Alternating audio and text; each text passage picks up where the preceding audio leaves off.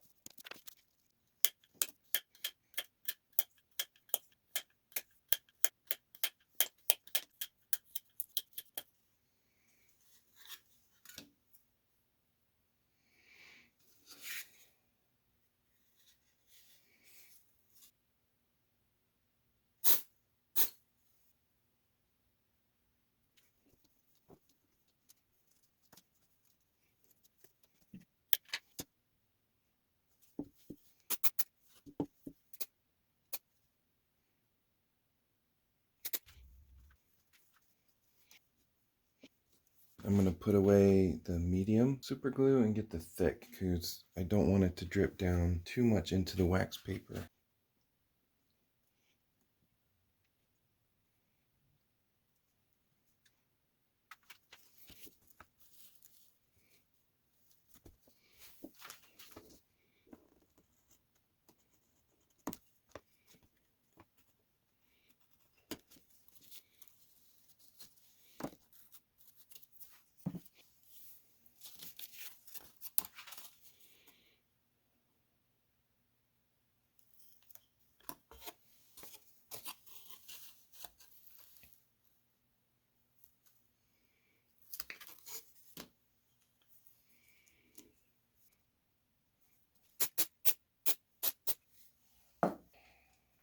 That was a good way to put in the bottom gussets. Got my ribs in. Yes, this is going very well. Take your time. Always think about how you're going to hold the work in or how it's going to be attached. Definitely good practice run on the top wing. Probably should have made the rear wing first, done the top wing, put extra time into, but so we'll keep moving on it in the next video. But this is a good framework to start out with. Make sure you subscribe. Thanks for watching, and we'll see you in the next video.